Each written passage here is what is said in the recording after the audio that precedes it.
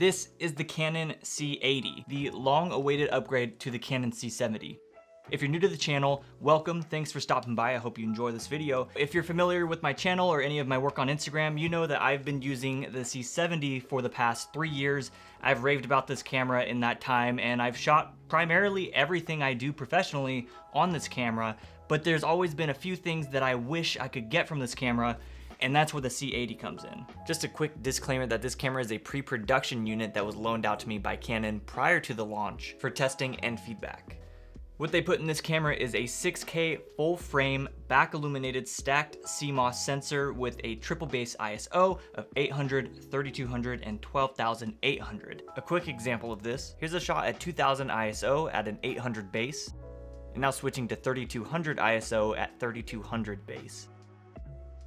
Again at 10,000 ISO at a 3200 base, and now 12,800 at 12,800 base.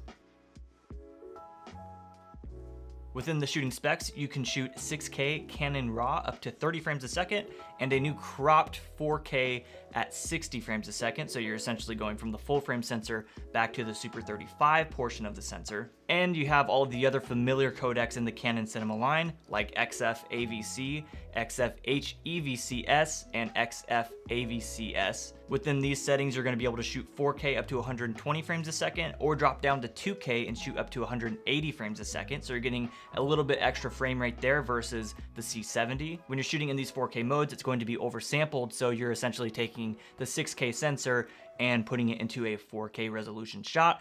Now I'm currently traveling, so I'm going to be taking this camera with me on the road, and we'll continue talking about this.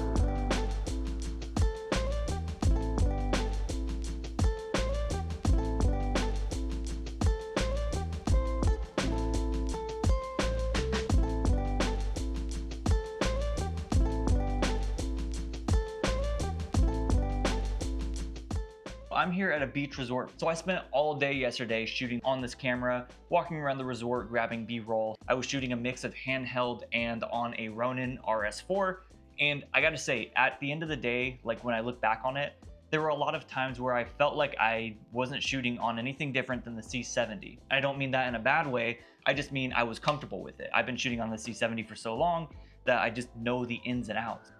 All right, so let me just quickly go over the physical differences between these two cameras. We have the C80 here.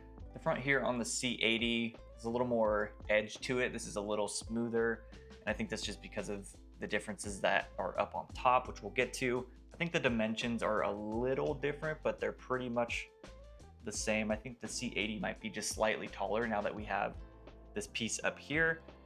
We have the same SD card slots here, which honestly, this is my biggest bummer. The thing I hate the most about this is the fact that they did not put CF Express Type B. We have the same 1/4 inch thread here, which I actually use quite a bit for when I'm doing vertical content. They also added this little clip here for cables, I'm guessing to run your power down here and run it down this way, I'm not really sure. All right, moving to the side over here, this is where you're gonna start to see the most change. It's still in the same layout, not much different, except for the obvious new addition, SDI out, which is right here on the top, which means we finally have multiple outputs. So I can send a feed to my external monitor with camera tools on it, and then send a separate clean feed out to a wireless transmitter to then send to a client monitor. Now, real quick, we have a new BPA30N battery, which I can confirm after using this all day yesterday. You can use either one of these batteries in the C80, and it's going to be just fine. And then we have an addition here, which is the Ethernet, and that's going to be for like live broadcast and stuff. This now has a notch with like a lock on it. It doesn't lock, but it has a notch. If you have the C70, you've probably run into issues with this kind of loosening, and then you have to send it into Canon for them to fix. This supposedly is much better.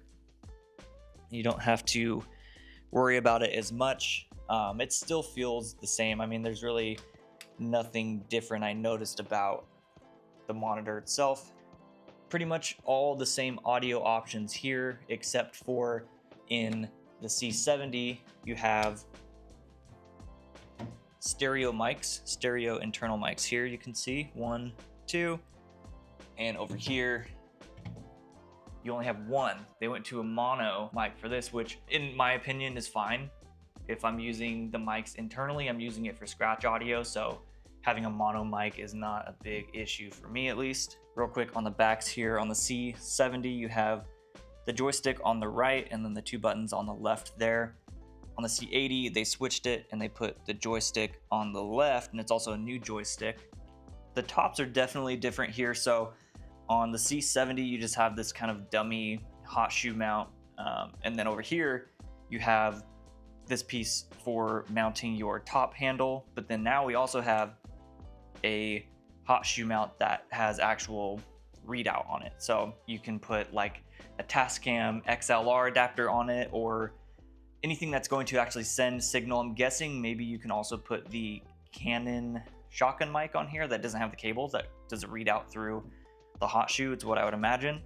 Right here is the C80 logo and the speaker, which was not on the C70. C70 just has the logo, and I'm actually not sure where the speaker is on this thing. Oh, it's down here. Another huge upgrade with this camera is the autofocus. Now with this new sensor, we have the dual autofocus 2 or whatever it's called, the same autofocus that's in the C400, which is immensely improved from the C70. It just works so much better in my opinion, and just the way that it's able to detect the zones and then pick a face or an eye from that is very helpful. And I had no issues when shooting in low light situations or any situations where my C70 typically would start to fail. I was very impressed with the speed and accuracy of it. So it is a little limited when it comes to what you're actually getting in 6K.